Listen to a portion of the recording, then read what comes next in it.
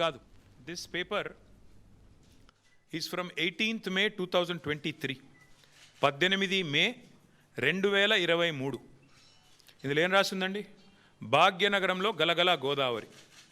ఇది దేని మీద బేస్ చేసుకొని రాసినారు? 17 మే 2023 నాడు కేబినెట్ సమావేశం జరిగింది పెద్దలు కేసీఆర్ గారి నాయకత్వంలో, ఆయన ముఖ్యమంత్రిగా.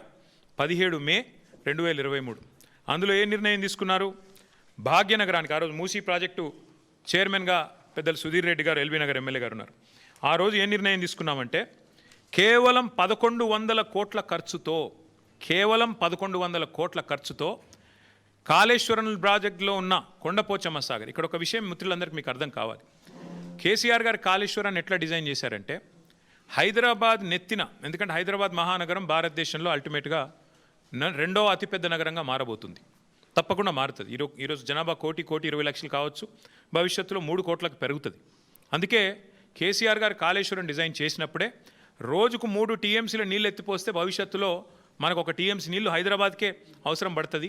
3 కోట్ల జనాభా పెరిగిన తర్వాత మళ్ళీ కొత్తగా నీళ్ళ కోసం ఇవాళ చెన్నైలోనో లాటూరులోనో ఎట్లయితే రైళ్లల్లో ట్యాంకర్లు పెట్టి తెచ్చుకుంటున్నారో ఆ అవస్థ మన భవిష్యత్ తరాలకు ఉండొద్దన్న ఉద్దేశంతో చాలా ముందు చూపుతో 3 టీఎంసీల నీళ్లను మేడిగడ్డ నుంచి ఎత్తిపోసి ఇక్కడికి తీసుకొచ్చి మెడ్మానేర్ నుంచి ఆడికెళ్ళి పైకి తీసుకురావాలని ఒక ఆలోచన చేసినారు. అందులో భాగంగానే ఆనాటి మా ప్రభుత్వం తీసుకున్న నిర్ణయం ఏంటి అంటే, కొండపోచమ్మ సాగర్ 618 మీటర్ల పైన ఉంటుంది సముద్ర మట్టానికి. మల్లన్న సాగర్ 560 మీటర్లు, 557 మీటర్ల మీద ఉంటుంది.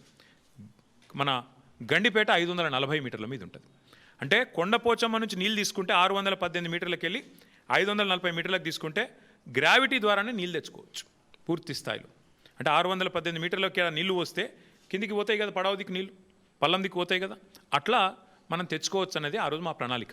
దానిలో భాగంగా ఏం చేసినాము, అదే సమావేశంలో 111 జీవో ఎత్తివేస్తూ ఆ రోజు తీసుకున్న నిర్ణయం ఏంటి అంటే, నేను చదివి వినిపిస్తాను మీకు. కాళేశ్వరం ప్రాజెక్టులో భాగంగా 15 టీఎంసీల సామర్థ్యంతో నిర్మించిన కొండపోచమ్మ సాగర్ నుంచి సాగునీటి కోసం సంగారెడ్డి కాలువ నిర్మిస్తున్నారు. ఈ గ్రావిటీ కాలువ 27వ కిలోమీటర్ దగ్గర హిమాయత్ సాగర్, ఉస్మాన్ సాగర్కు కాళేశ్వర జలాల్ని మళ్లించి ఏర్పాటు చేశారు. సంగారెడ్డి కాల్వ గరిష్ట వరద ప్రవాహ సామర్థ్యం 5,054 క్యూసెక్కులు కాగా, ఇందులో సాగునీటికి 4,354 క్యూసెక్కులు కేటాయించారు. మిగతా 700 క్యూసెక్కులను జంట జలాశయాలకు తరలించి మూసీ ప్రక్షాళనకు కేటాయించారు.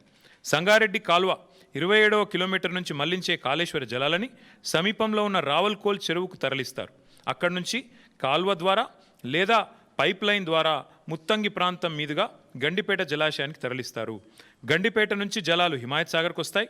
అక్కడి నుంచి ఏడాది పొడవునా జంట జలాశయాలు కాళేశ్వరం జలాలతో నిండుగా ప్రవహించనున్నాయి.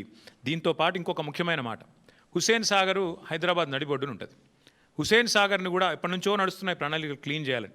మేము ఆ రోజు ప్లాన్ చేసింది ఏంటంటే, జంట జలాశయాల నుంచి అంటే గండిపేట నుంచి బుల్కాపూర్ నాలా ద్వారా మనం హుసేన్ సాగర్ కూడా ఆ రోజే ప్లాన్ చేసినాం. హుసేన్ సాగర్ కూడా గోదావరి జిల్లా తీసుకొచ్చి బుల్కాపూర్ నాలా ద్వారా, అంటే గండిపేట నుంచి బుల్కాపూర్ నాలాలో ఒక పాయ వదిలిపెడితే గోదావరి నీళ్లు దాని నుంచి స్ట్రైట్గా హుసేన్ సాగర్ కూడా వస్తాయి. తద్వారా మొత్తం ఇటు హుసేన్ సాగర్ అటు 2 జంట జలాశయాలు కూడా పూర్తిగా సమృద్ధిగా ఉంటాయనేది మన agenda. This is from 17th May 2023 cabinet in KCR government. కేవలం 1100 కోట్ల రూపాయలతోనే ఈ పని చేయవచ్చు.